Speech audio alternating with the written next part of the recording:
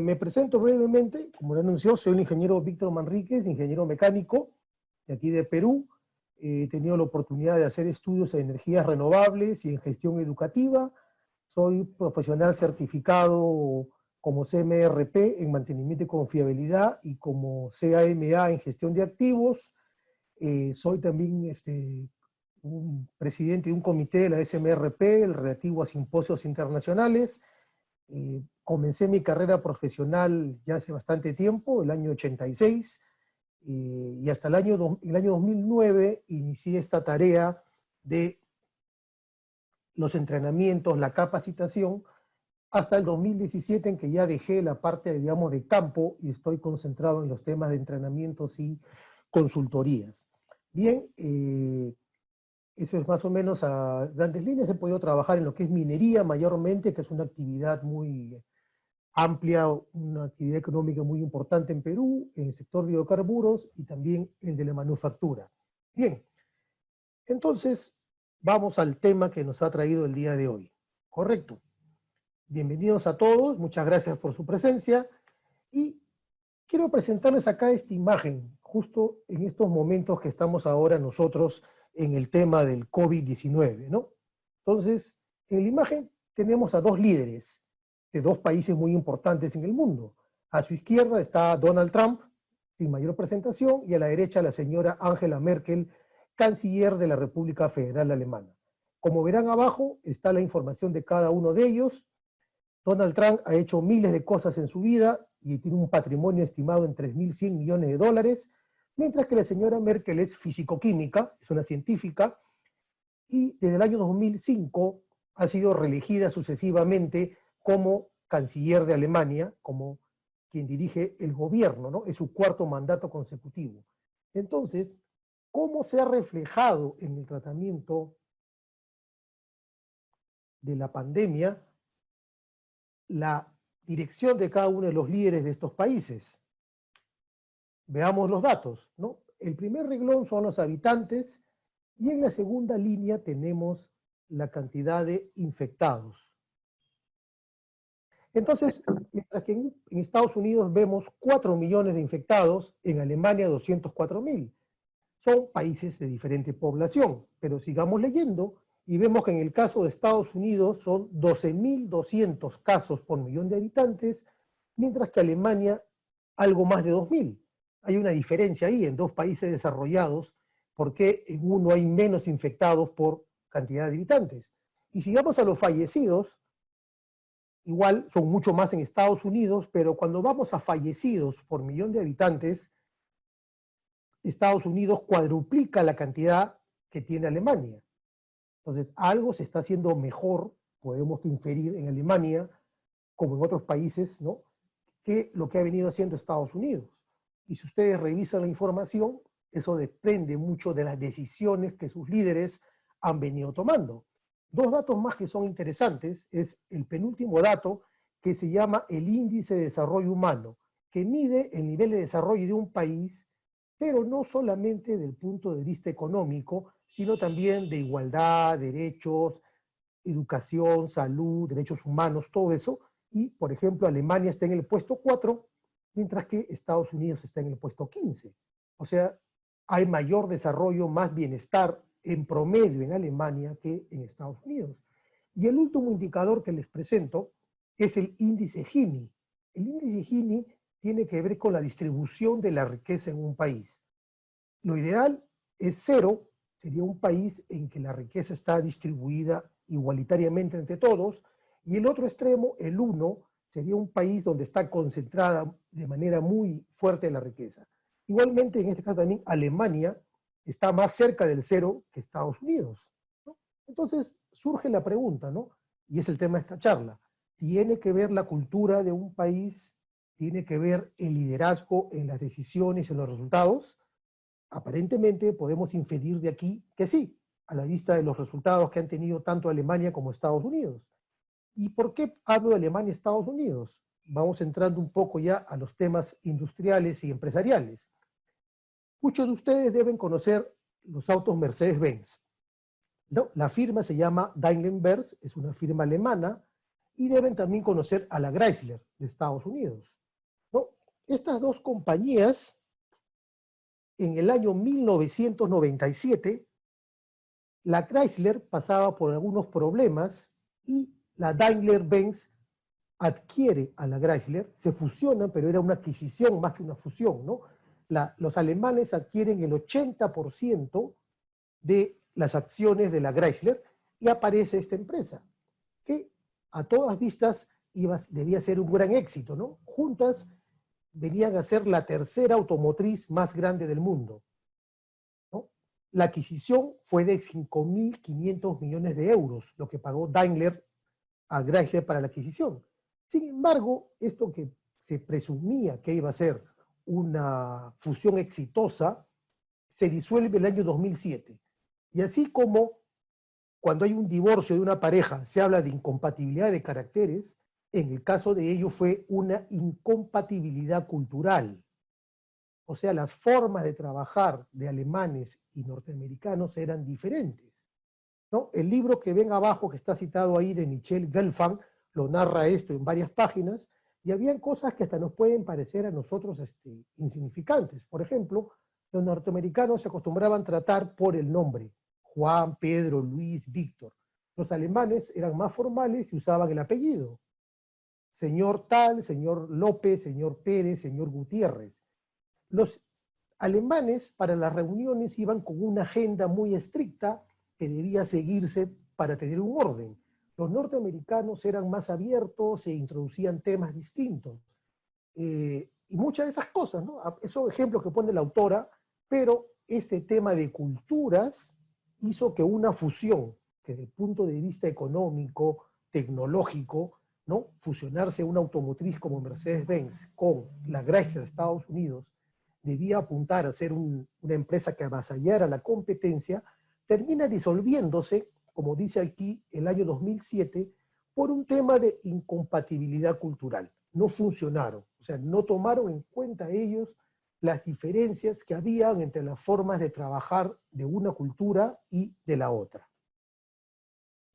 Entonces, vamos avanzando en el tema y vamos a hablar de qué significa la cultura organizacional. Esta es una traducción que he hecho del libro de Egra Chain, en el él lo define. ¿Qué nos dice? Es un patrón de supuestos básicos compartidos. Es decir, suponemos, ¿no? Son cosas que se suponen y que no están escritas, pero que se aprenden a medida que nos adaptamos externa e internamente. Y posiblemente muchos de ustedes lo han percibido. Llegan a una empresa nueva y ven que esa empresa tiene ciertas formas de hacer las cosas, algunas son más conservadoras, otras empresas son más abiertas en sus tratos, algunas empresas son muy estrictas en ciertos procedimientos, otras no. Entonces, no, supuestos básicos compartidos que el grupo aprende a medida que resuelve sus problemas de adaptación externa e integración interna, que ha funcionado lo suficientemente bien como para ser considerado válido. Y aquí viene la parte que nos atañe. Y por lo tanto es enseñado a los nuevos miembros como la forma correcta de percibir, pensar y sentir en relación a esos problemas. Por ejemplo, hay empresas en que a los colaboradores, a los ingenieros, se les da cierta libertad de acción. Hay otras empresas en que, si yo soy el ingeniero, tengo que pedir autorización a mi jefe inmediato. Y el jefe inmediato mío posiblemente tenga que pedir autorización a una gerencia. Entonces, nosotros al llegar a una empresa tenemos que ser conscientes de cuál es la cultura de esa organización, para, como dice acá, cuál es la forma correcta. En esa organización, hay que aclararlo, es válido para esa organización cómo se dan las situaciones y cómo se plantean, ¿no? Entonces, cultura organizacional es esa forma particular de ser que tiene cada empresa. Este gráfico nos da una buena aproximación. Es un gráfico de una investigación que hizo la Universidad de Harvard, publicada en su semanario HBR, donde han ubicado en 4 cuadrantes las culturas según las empresas de diferentes países, los estilos en la toma de decisiones. No está Perú, no está Ecuador, no está ninguno, pero por ejemplo están Brasil y México, que son de esta zona de América Latina. y ven que ambos están ubicados en el cuadrante de vertical y jerárquico. Y es mucho lo que vemos a diario, ¿no? Nuestras empresas, nuestras organizaciones son verticales, las decisiones normalmente vienen de arriba y las jerarquías están muy marcadas. Si vamos al lado opuesto, por ejemplo, encontramos ahí a los Países Bajos, a Dinamarca, Noruega, Suecia, que también sabemos que son países que tienen un mayor desarrollo humano con respecto a los demás, con democracias consolidadas, otra forma de tomar las decisiones. Hacia arriba vemos en el lado de vertical e igualitario a los Estados Unidos. Y por ejemplo, el caso que les comentaba de la empresa Chrysler-Daimler, Alemania está en el cuadrante opuesto, en diagonal, jerárquico y consensuado, ¿no? Igualitario nos da una pauta que en Estados Unidos está este hábito de llamarse por el primer nombre, y jerárquico en el cuadrante donde está Alemania, esta forma de preferir ser llamado por el apellido de una manera más formal. Y fíjese, Japón está bastante ubicado hacia la derecha y hacia abajo, una cultura donde las jerarquías son muy, muy importantes, ¿no? Pero el liderazgo también es consensuado, a diferencia de las que están en el primer cuadrante, donde vemos que es jerarquía y decisiones verticales.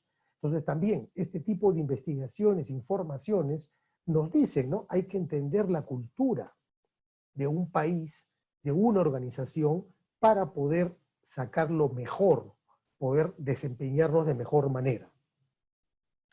Entonces, ¿qué ocurre cuando nos encontramos con una cultura distinta a la nuestra, a lo que nosotros pensamos que es lo mejor? Vamos a topar con la resistencia al cambio. Porque si hay un estatus de cosas que ya se hacen de una manera y nosotros venimos con una perspectiva diferente, va a haber un choque, ¿no? Yo lo he vivido, ¿no? Lo he pasado en mi carrera profesional, ¿no? Que algunas cosas que me funcionaron en una empresa, con mi personal en otra empresa no fueran aceptadas. El personal tenía otra forma de ver las situaciones. Entonces, ¿qué hay que hacer para eso? Hay que gestionar el cambio. Y como lo dice aquí, la resistencia al cambio es natural. No es algo, no es una rebelión, no es algo. Las personas de forma natural prefieren estar en su zona de confort, ¿no?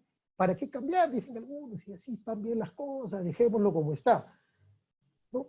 Por ejemplo, un problema en una empresa que yo presencié fue el siguiente. Cuando uno está en mantenimiento y confiabilidad y quiere ir hacia la mejora de su gestión, se necesitan datos. Hay que registrar los datos, los modos de falla, las causas de las fallas, los tiempos, todo. ¿Quién es la persona más indicada para llenar eso? La que hace el trabajo.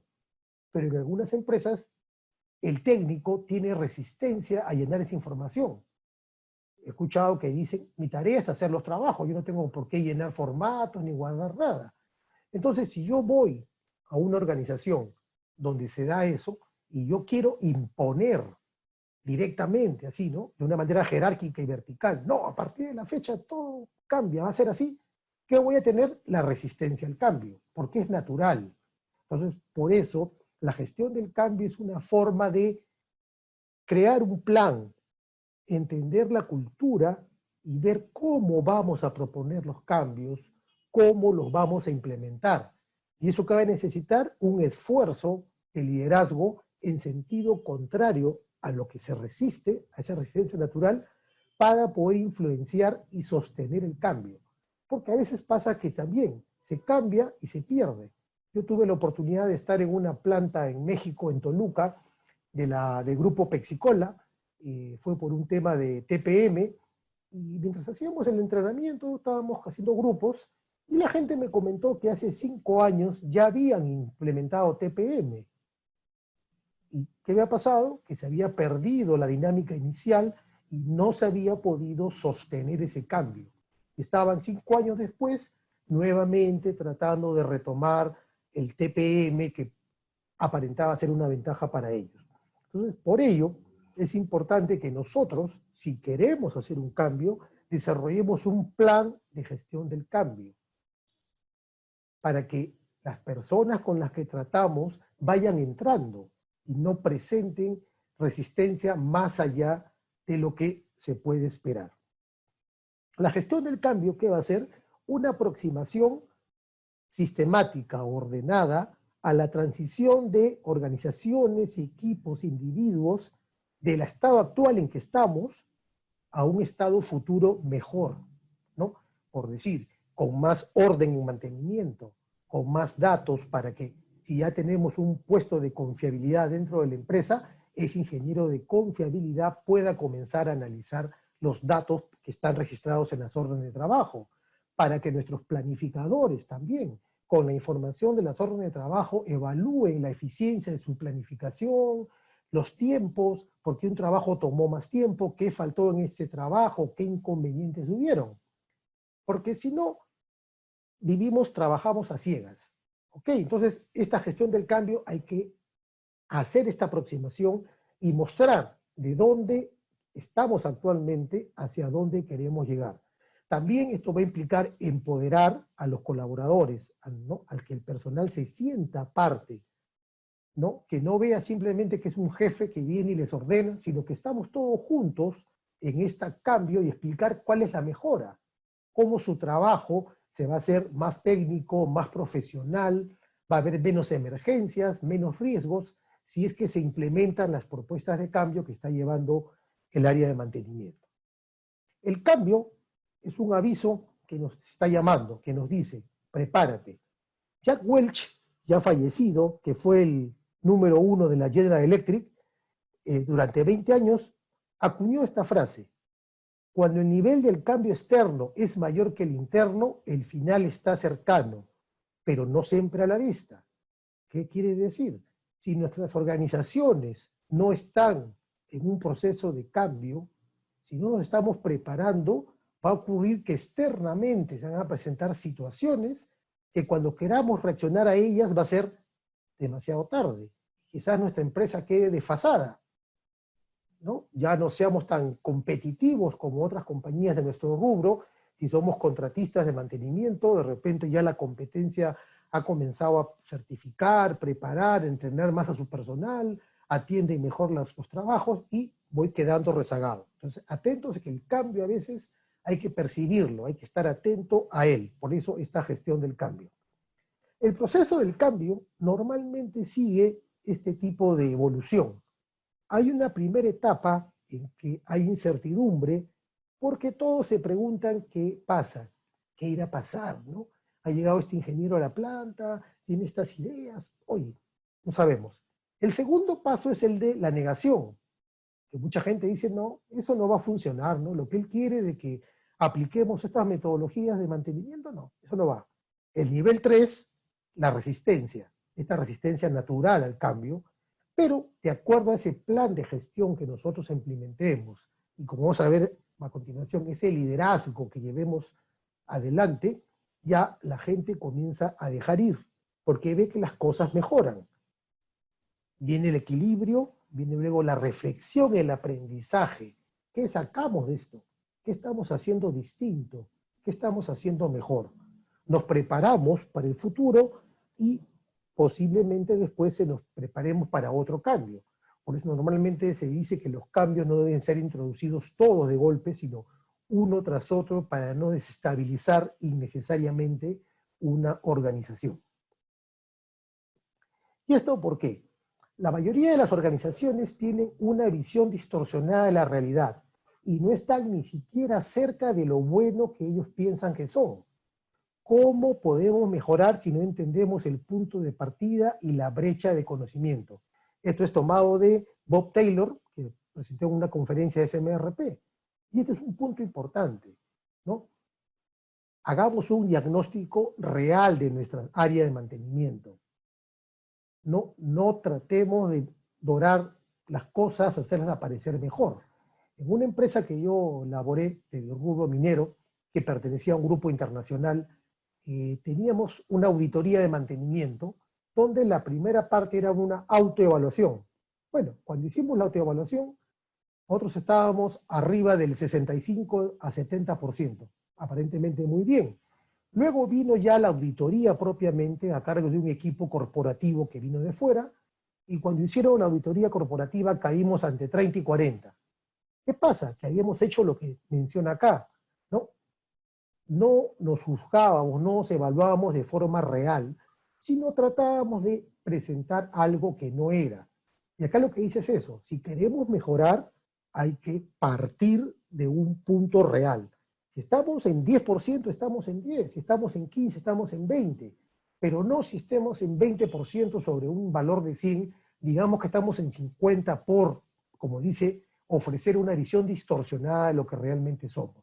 Si queremos mejorar, tenemos que partir de una base real. El trabajo en grupo, espero que no suceda nada de esto. ¿Quién es el responsable? Es el líder. Y aquí viene la parte de liderazgo de esta presentación.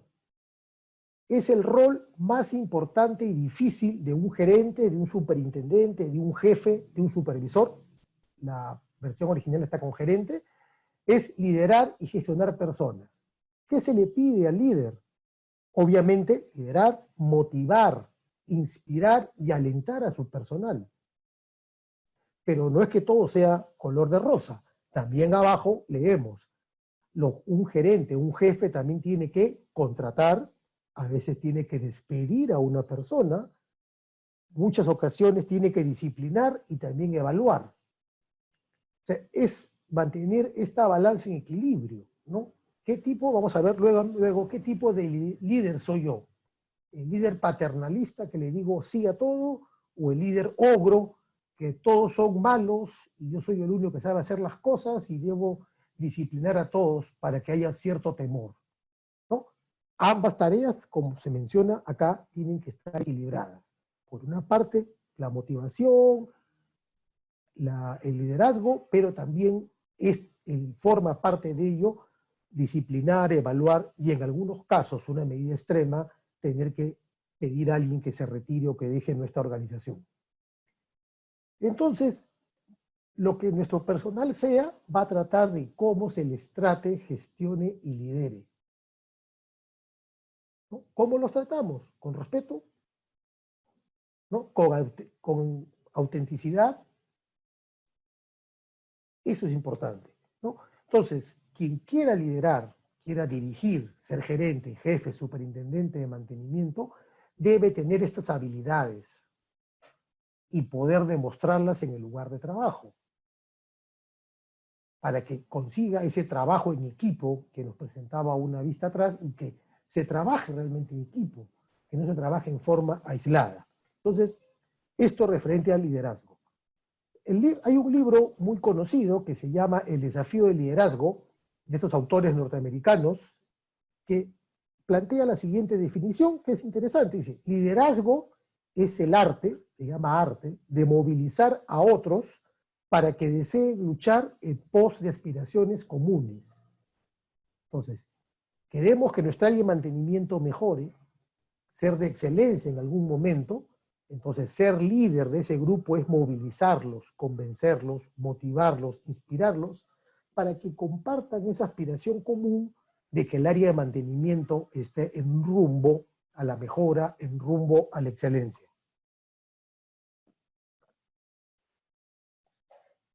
Muchas veces se habla de la dicotomía entre jefe y líder, ¿no?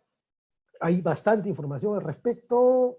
Yo pienso que a veces no es muy justo, ¿no? Porque a veces se le adjudica todo lo negativo al jefe y el líder se le ve como una imagen también idealizada. Lo menciono porque se encuentra esto normalmente en la literatura, pero pienso que hay que también verlo con cierto detalle. Vamos a hablar más bien de qué identifica o qué nos debe marcar como líderes. Integrar a las personas y trabajar y hacer trabajar en equipo. Buscar, lograr que la gente dé lo máximo que pueda. Y este punto de abajo es muy importante, buenas relaciones interpersonales. Yo algunos de los jefes míos, superintendentes que he tenido y que más recuerdo, son justamente algunos de ellos que manejaban de muy buena manera estas relaciones interpersonales, ¿no? Sin ser blando, ni ser duro, ¿no? Ni estar todo el día con el ceño fruncido, ni decir sí a todo, manejaba apropiadamente cuando había que ser duro, cuando había que ceder, lo caracterizaba a las personas que yo más recuerdo. ¿Qué más? Hay que comunicarse de manera clara y directa. Expresarnos de manera clara. las ideas con orden y decir la verdad, que a veces es difícil en algunas situaciones, ¿no? Cuando la empresa tiene una idea y no otra, pero hay que tratarlo. Aceptar riesgos. Siempre el líder va a estar sujeto a esto de asumir un riesgo que otras personas no están dispuestas a asumirlo. Tener por ello una actitud positiva, asumir responsabilidades y normalmente el líder va a buscar primero persuadir, integrar a las personas, negociar, que es una tarea de dos partes, ¿no? Donde hay que ceder, hay que recibir, hay que tratar esto, y también tienen que tener habilidades para dirigir a las personas que están bajo su responsabilidad. ¿Qué más queremos del líder? ¿Qué más nos debe identificar? Motivar, elevar la moral. Y aquí vienen dos cosas que se juntan. Entender a la gente, y fíjense lo que dice a continuación, entender las ambiciones de los demás. A veces es difícil, ¿no? Si tengo personas en mi área, ¿no? Yo soy el superintendente de mantenimiento y tengo un ingeniero que está viendo hacer una maestría en mantenimiento, se quiere certificar, quiere hacer un curso, ¿y por qué no darle las facilidades, si puedo, desde mi perspectiva de ser su jefe? Entender que él también quiere progresar, ¿no? Entender que todos tenemos un proyecto de vida, ¿no? Y no ser egoísta. Hay veces yo he estado en situaciones que un trabajador pedía permiso para capacitarse por su cuenta, pagándose la capacitación, y lo único que pedía era que lo ayudaran con los horarios, y la empresa decía, no, tú tienes tu horario, cúmplelo, y no nos interesa lo que hagas en tus ratos con tu vida, ¿no? Es otra visión. Entonces, un líder se pone en el lugar de la gente, ¿no? Se adapta a nuevas situaciones, dirige, educa y sirve a los demás. Vamos a ver ejemplos de ello. Se puede confiar en el líder, ¿no? La gente sabe que le puede ir y contar la verdad si tiene un problema familiar y que requiere que se ausente por unas horas o por un día porque se confía. Es un ejemplo. Toma decisiones y es libre en lo que él normalmente hace. Vamos a revisar algunos personajes, líderes históricos, para ver, o sea, qué es la característica y cómo lo que hemos hablado se reflejaba. El caballero que está ahí en la figura es Alejandro Magno, que se caracterizó por esta habilidad para dirigir personas. En la figura que está de abajo, ustedes ven todo lo que abarcó el imperio que él tuvo, murió joven, y después que él murió se disgregó el imperio, pero tenía esa habilidad de dirigir a las personas, crear unidad y trabajo de equipo. Y el tercer punto, que es importantísimo, preocupación por las personas. Una preocupación sincera por los demás, que a veces no lo encontramos, ¿no? Entonces, ese es el líder, digamos, militar típico. Pero hay otras formas de ser líder. Aquí este caballero, seguro por las frases que están ahí, lo van a identificar. Sócrates, líder por el conocimiento. Yo también puedo ser un líder por lo que sé. Soy el especialista en un área, ¿no? Conozco un tema a profundidad y puedo dar una opinión, soy líder por eso. Después tenemos el señor de la derecha, que es un filósofo chino, Lao Tse, que con él aparece esta otra forma de líder, el líder por el servicio, el que sirve a otros, que los ayuda a crecer. Y en esos tiempos tan lejanos, ya él hablaba del cambio, que hemos hablado, de la no violencia y también de la armonía con el medio ambiente, ¿no? Temas que ahora son frecuentes. Seamos o no creyentes, también tenemos un ejemplo de liderazgo por el servicio en Jesús de Nazaret, que generalmente los líderes vienen con ideas nuevas, ¿no? Él vino con ideas nuevas para su época. Esto de, oye, hay que amar al prójimo, hay que amar al enemigo. Oye, ¿qué es eso? ¿No? Dirían todos. Porque el Antiguo Testamento de Israel venía con otras ideas mucho más radicales. Y la verdad, ¿no? Reconocer la verdad. A la derecha, la Madre Teresa, que también se caracterizó por este servicio a los demás. Y con esa frase, sobre todo la segunda, me parece interesante. Nos pasamos el tiempo ganándonos la vida, pero no la vivimos. Estamos enmarcados, inmersos en este trabajar, problemas, y hay momentos que tomar un respiro, un ver qué pasa.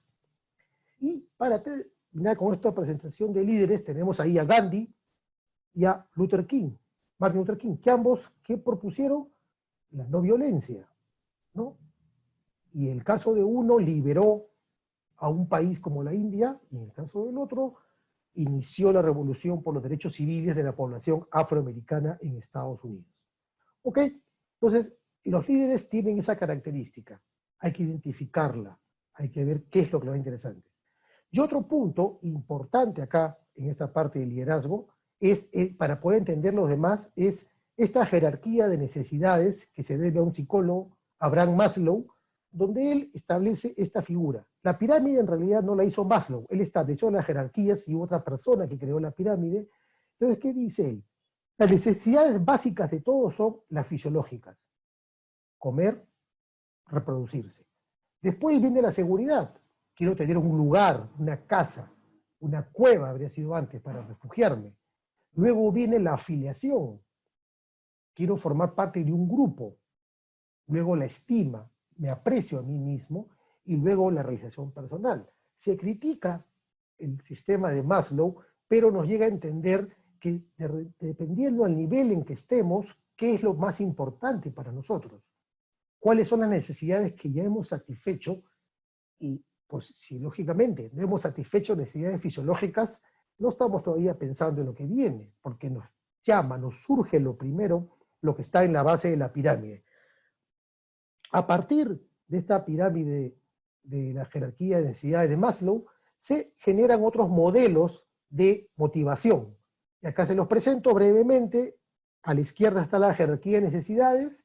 Hay un modelo de motivación que se llama el ERG, por existencia, relación y crecimiento, y el modelo motivación-higiene, con factores motivadores y factores higiénicos, y finalmente el modelo de motivación de logro, ¿no? Hay literatura, hay donde podemos informarnos, porque el líder tiene que motivar, pero para que el líder motive, tiene que entender a los demás, ¿no? Y si juntamos eso en una fórmula, vamos a poder desarrollarnos como líderes. ¿Qué motiva a las personas? ¿Qué les interesa? ¿Qué es lo que a ellos les preocupa? ¿No? Ya para ir cerrando un poco, les voy a mencionar dos temas que es interesante que los revisen. Uno es el principio de Peter, que se debe a este psicólogo canadiense Peter Lawrence, que se le llama el principio de incompetencia, y está ahí plasmado en esta frase: en una jerarquía tiende a ascender todo empleado a un nivel de incompetencia. Y el paradigma, la definición que le debemos a Joel Barker, que son esas reglas y disposiciones que existen. Y muchas veces por eso se habla de romper el paradigma, porque el paradigma es una cosa conocida, pero también puede implicar un límite, el no ir más allá. Y por eso en alguna literatura y algunas dinámicas se habla de romper ese paradigma, romper lo establecido para ir a buscar cosas nuevas. Ok, esta lámina también la pueden revisar, es de una consultora australiana que expresa de una manera gráfica y muy interesante los diferentes estilos de liderazgo.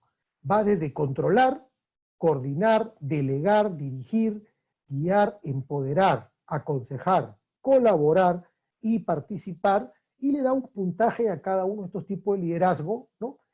Todos existen, no es que uno sea bueno o malo, ¿no? Depende de nuestra organización. Como hemos dicho, nuestra cultura organizacional nos va a decir qué tipo de liderazgo es el que puede tener mejores resultados, ¿no? Entonces, es una contribución de esta fundación. Y también, para ya ir cerrando, les recomiendo que revisen este libro de los 7 hábitos de la gente altamente efectiva, de Stephen Covey. Es un libro muy conciso, tiene bastantes años de editado, pero todavía tiene actualidad. Aquí están los 7 hábitos que él recomienda y que les pueden ayudar en su formación, en su progreso como líderes. Y para unir todo lo que hemos hablado, esta gráfica que está acá pertenece a los autores Campbell y Reyes Pignell, de su libro Uptime, y si ustedes la revisan van a ver que hacia el lado izquierdo de ella está toda la parte técnica, los activos, las prácticas, la estructura, el desempeño, el plan de implementación, los métodos de entrenamiento, el mandato y la misión de mantenimiento, pero fíjense hacia el lado derecho a lo que estos autores le dan importancia, a la cultura de la compañía, de donde se desprenden los principios y valores.